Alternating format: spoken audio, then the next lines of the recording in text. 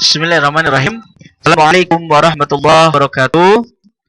Innal hamdalillah, segala puji bagi Allah Azza wa Jalla yang mana telah memberikan kita berjuta nikmat, yakni iman, nikmat Islam dan nikmat rezeki, sehingga karena rezeki Allah Azza wa Jalla kita masih dapat belajar dengan daring, ya.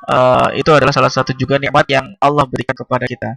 Allahumma shalli wa sallim, semoga salawat tetap tercurah limpahkan kepada Nabi kita Nabi Muhammad Sallallahu Alaihi Wasallam, dan semoga salawat tetap bersambung kepada keluarga beliau, kepada para sahabat, kepada para tabi'in yang mana rela mengorbankan harta, jiwa, dan raga agar agama Islam sampai kepada saat kita ini. Amma ba'du.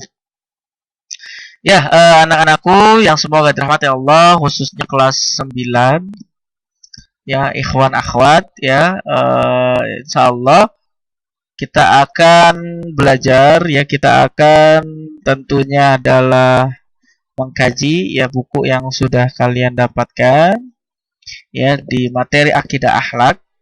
Ya, bagi yang belum berwudu, ya, silakan di pause, ya, atau di close dulu YouTube-nya, baru kalian ambil air wudu. Setelah ambil air wudu, kita baru belajar, ya. Allahumma shalli wa sallim, ya. Semoga kita selalu bisa bersolawat kepada Nabi kita Nabi Muhammad Sallallahu Alaihi Wasallam. Dan sebelum kita belajar, ya, yang sudah wudu, ya, kita lanjutkan, ya. Kita sama-sama membaca doa atau suratul Fatihah, agar yang pertama Allah berikan kesehatan kita, ya, untuk kalian, untuk orang tua kalian, keluarga kalian, guru-guru kalian, ya. Semoga diberikan oleh Allah kesehatan, dan semoga terus bisa Allah berkahi, ya, dan semoga bisa terus, ya, beriman kepada Allah, ya, karena banyak yang tadinya beriman menjadi kufur, yang tadinya beriman dari murtad, ya, na'udzubillah. Bibarakatil al-Fatihah. A'udzu billahi minasyaitonir rajim. Bismillahirrahmanirrahim. Alhamdulillahi rabbil alamin, arrahmanir rahim, maliki yaumiddin, iyyaka na'budu wa iyyaka nasta'in, ihdinas siratal mustaqim, siratal ladzina an'amta 'alaihim ghairil maghdubi 'alaihim waladdallin. Amin. Ya, mudah-mudahan Allah berikan ijabah kepada doa-doa kita, ya. Ya, kita masuk ke bab selanjutnya, yaitu akhlak terpuji dalam pergaulan remaja. Ya, silakan buka bukunya, yaitu akhlak terpuji dalam pergaulan remaja. Ya, peta konsep kita pada pagi hari ini itu akhlak terpuji dalam pergaulan remaja. Tentunya ada pergaulan yang islami, ya. Nanti kita akan bahas contoh perbuatan tercela dalam pergaulan remaja, ya, karakteristik remaja, dan yang pertama adalah tentang pengertian akhlak terpuji, ya, dalam pergaulan remaja. Ini adalah 4 materi yang akan kita bahas. Catat, ya, catat biar nanti ketika mengisi Google Form tidak perlu membuka YouTube-nya lagi, ya, nggak apa-apa. Kemudian ada pengertian akhlak terpuji dalam pergaulan. Ya, yang pertama, remaja itu adalah masa peralihan dari usia anak-anak menjadi dewasa. Itu disebut remaja. Ya, jadi antara usia anak-anak yang akan menjadi dewasa itu disebut usia remaja. Secara biologis, ya, ditandai masa puberitas atau masa baligh. Ya, tentunya di dalam ilmu fikih yang sudah kalian belajar bahwasanya istilah baligh ini yang laki-laki sudah pernah bermimpi, kemudian yang perempuan yang sudah haid itu sudah masa baligh, dan itulah masa-masa remaja. Atau, ya, laki-laki yang umur 19 sampai 14 tahun itu juga bisa disebut masa remaja. Kalau perempuan itu antara 10 sampai 16 tahun. Jadi lebih tua, ya, lebih tua atau lebih lama masa remaja itu, karena perempuan itu kan memang banyak kan sifat, ya, hati yang namanya masa remaja itu. Kalau laki-laki umur 9 sampai 14 tahun, sedangkan perempuan adalah 10 sampai 16 tahun. Ya, karakteristik remaja ada 4. Emosional dan agresif. Kemudian ada mulai tertarik dengan lawan jenis, suka mencari perhatian, dan yang keempat tertarik pada kehidupan kelompok. Ya, yang pertama emosional dan agresif. Keadaan emosional remaja itu labil. Ya, kadang benar, kadang turun, kadang naik, kadang turun. Jadi dalam emosional ini memang harus kita pahami, memang dia akan gampang merasa gembira, dia akan gampang merasa sedih, dia akan gampang merasakan marah, tersinggung, benci, dan lain-lain. Karena dalam masa remaja ini memang udah emosionalnya itu mulai muncul. Ya, makanya masa remaja ini banyak sekali ya, mungkin kalau sekarang mau bahasanya bucin ya, budak cinta. Itu semua karena memang sifatnya dari karakteristik remaja. Ya, jadi kita ketika sudah tahu, oh ya udah memang remaja itu ya salah satunya emosionalnya tinggi dan juga dia lebih agresif. Agresif bisa marah, bisa sedih ya, seperti itu. Kemudian menyukai lawan jenis. Nah, ini ada juga remaja yang masih SD sudah secara apa namanya eh, biologis dia sudah gitu ya. Tapi ada juga yang memang mulai dimasuki remaja dia sudah mulai menyukai lawan jenis. Ya, tidak menyukai sesama jenis ya. Ya, sesama jenis juga sama, ini penyimpangan ya. Tapi kalau menyukai lawan jenis yaitu memang sudah sifat alamiah dari remaja. Yang laki-laki ya misalkan sisirannya di minyak rambutin gitu ya. Kemudian juga mungkin apa namanya? Jadi misalkan ada perempuan, wah saya harus bersih, itu seperti itu. Ini karena apa? Karena karakteristik remaja itu mulai menyukai lawan jenis. Kemudian suka mencari perhatian. Dalam mencari perhatian ini biasanya ada dua hal yang berbeda. Ya, ada yang mencari perhatian dengan yang baik maupun mencari perhatian dengan perhatian yang buruk. Contoh ya, contoh kalau misalkan ingin mencari perhatian yang baik, tentunya misalkan rajin nyapu supaya diperhatikan orang tua atau guru. Kemudian juga misalkan mencucikan piring. Ini juga salah satu mencari perhatian kepada orang tua. Tapi ada juga yang perhatiannya buruk. Contoh, kabur misalkan di pondok pesantren, nilainya jelek, atau mungkin juga suka menyakiti orang lain, terutama teman sekelasnya. Itu memang adalah salah satu karakteristik remaja yang ingin mencari perhatian. Ya, jadi ingin mencari perhatian sehingga apa? Sehingga dia akan melakukan hal-hal yang bisa memancing atau juga bisa mengalihkan perhatian orang ya, misalkan orang tua kita, kakak kita atau siapapun.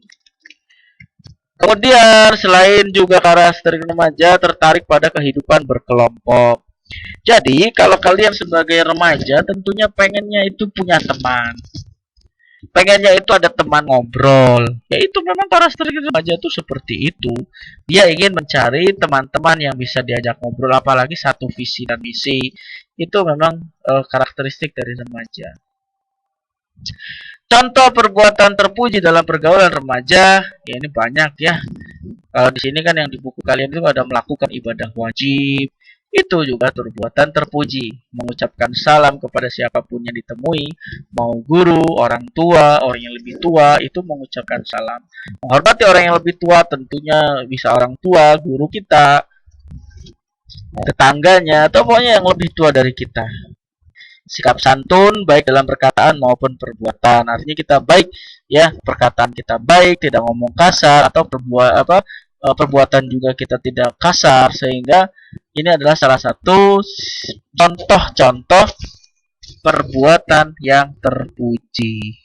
Kemudian di sini kita lihat jujur dan berkata benar, memaafkan kesalahan orang lain, peduli terhadap kesusahan orang lain dan berupaya semampu mungkin untuk membantunya. Itu apa? Terpuji. Sabar ketika mengalami musibah, senang melihat orang bahagia dan sedih melihat orang yang bersedih. Jangan dibalik. Senang melihat orang bersedih, sedih melihat orang gembira, itu jangan ya. Tapi senang melihat orang lain senang, sedih melihat orang lain sedih. Itu juga hal terpuji. Kemudian mengundang waktu luang untuk hal-hal yang bermanfaat. Waktu luang misalkan baca buku, waktu luang baca Al-Quran, waktu luang untuk membantu orang tua, itu adalah meluangkan waktu yang bermanfaat. Bukan hanya sekedar tiduran dan bermain handphone sampai larut malam, bukan.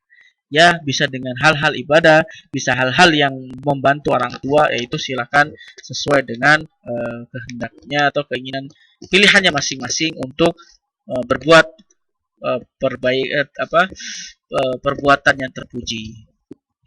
Kemudian tentunya contoh perbuatan tercela ya dalam pergaulan remaja ya suka berbohong, malas, ya merokok, tidak sopan, saling menghina, ya, kemudian menggunakan narkoba, suka minum minuman keras, mencuri, pergaulan bebas dan berkelahi, dan masih banyak lagi perbuatan-perbuatan yang tercela yang harus kita pahami saja ya, bukan malah kita ikut-ikutan ya.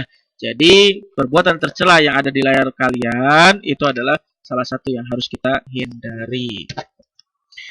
Kemudian efek dari perbuatan tercela dalam pergaulan remaja.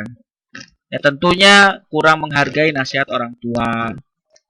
Karena memang dia sudah di pikirannya itu ya orang tua salah, orang tua ya seperti tidak baik dan yang lainnya, sehingga dia akan kurang menghargai nasihat orang tua. Kemudian tentunya suka berbohong ya kepada orang tua, guru, teman maupun orang lain. Tidak jujur ya, mungkin menjadi preman, bisa putus sekolah, acuh tak acuh terhadap keadaan masyarakat di sekitar ya, sampai mungkin bahasanya masing-masing. Kemudian suka berkelahi, tidak amanah, tidak ada gairah atau semangat untuk hidup secara normal, bisa juga hamil di luar nikah ya, atau mungkin pengguna narkoba ya, banyak sekali perbuatan-perbuatan tercela ya dalam pergaulan remaja. Karena remaja ini pada dasarnya mencari jati diri mau kemana gitu ya, mau kemana, sehingga apa, sehingga istilahnya remaja itu kadang bisa salah jalan, bisa juga di jalan yang benar. Kemudian yang selanjutnya ada pergaulan remaja yang islami, yang salah satunya adalah menutup aurat. Rasulullah SAW pernah menegur Asma binti Abu Bakar radhiyallahu anhuma ketika beliau datang ke rumah Nabi SAW dengan mengatakan mengenakan busana yang agak tipis. Rasulullah SAW memalingkan mukanya sambil berkata, Ya Asma'u innal mar'ata idza balaghatil mahidha lam yasluh ayyura minha illa wahada. Ya, wahai Asma, sesungguhnya wanita jika sudah balik maka tidak boleh nampak dari anggota badannya kecuali ini dan ini. Beliau mengisyaratkan ke muka dan telapak tangan. Ini hadis riwayat Abu Daud ya, dan disahihkan oleh Syekh Albani, dan ini banyak dipakai oleh kita batasan-batasan aurat seorang wanita. Kemudian di dalam buku kalian dijelaskan bahwa ada pergaulan remaja yang islami adalah menjauhi perbuatan zina. Sudah dijelaskan ya bahwasannya wala taqrabuz zina innahu kana fahishatan wa sa'a sabila. Dan janganlah kamu mendekati zina ya. Mendekatinya saja tidak boleh, apalagi melakukannya. Ini adalah salah satu sifat ya adab ya seorang Islam yang menjauhi zina. Ya, karena perbuatan zina ini ya adalah perbuatan yang keji. Ya, makanya kalau misalkan hukum Islam diterapkan, orang yang berzina, misalkan dia masih perawan dan berjaka, maka hukumannya adalah 100 kali cambuk, kemudian dipisahkan di dunia dua negara yang berbeda tanpa dibekali ya, sampai dia bertahan selama 1 atau 2 tahun, kemudian dipanggil kembali. Itu balasan ketika orang yang ketahuan berzina. Kalau yang sudah menikah, maka ada riwayat mengatakan setengah badan, ada yang mengatakan sampai dada, sampai leher, yang dikubur sehingga apa? Sehingga dirajam sampai meninggal. Ini adalah beberapa balasan-balasan orang yang berzina. Baik zina itu masih dalam bentuk ya, jadi zina itu misalkan Yang sudah menikah ataupun yang masih berjaka itu berbeda ya, makanya jauhi zina. Karena perzinahan ini bukan hanya sekedar hubungan biologis saja. Ya bisa jadi karena tatap mata ya, nanti ya yang kita lanjutkan, membatasi zina itu ya biar nggak berzina. Laki-laki dan wanita tidak boleh di tempat sepi berduaan, itu nggak boleh. Walaupun sekarang ternyata di tempat ramai pun berdua-duaan ya, sama saja ya, pada dasarnya laki-laki dan perempuan tidak boleh berdua-duaan. Kemudian tidak boleh saling memandang lawan jenis ya, makanya jangan sampai nanti ada WhatsApp antara ikhwan dan akhwat sehingga munculnya ada nafsu biologis, itu juga termasuk perzinahan, yaitu perzinahan hati atau juga perzinahan mata dengan memandang fotonya, dengan memandang dan kemudian menghayati, ini sama saja, termasuk adalah perzinahan, yaitu zina mata. Kemudian tidak boleh menyentuh lawan jenis ya, tentunya sudah jelas ya. Kalau misalkan menyentuh lawan jenis ini akan otomatis memunculkan nafsunya ya. Maka dari itu untuk menghindari perzinahan tidak boleh menyentuh lawan jenis. Ya mungkin kalau bahasa sekarang juga jangan sampai WA-an atau yang lainnya, itulah ya yang harus kita pahami agar kita terhindar dari perzinahan. Ya, itu saja yang mungkin dapat saya sampaikan. Mohon maaf atas segala kekurangannya. Mudah-mudahan pandemi ini bisa selesai sehingga apa? Sehingga kita bisa berkumpul dan langsung bertatap muka ya, tidak perlu repot-repot seperti ini ya. Ya silakan bagi anak-anakku, setelah ini silakan mengisi Google Form ya, dan itu untuk nilai sikap kalian. Mungkin itu saja yang dapat saya sampaikan. Kita tutup dengan doa kifaratul majlis. Subhanakallahumma wa bihamdika asyhadu an la ilaha illa anta astaghfiruka wa atubu ilaik. Assalamualaikum warahmatullahi wabarakatuh.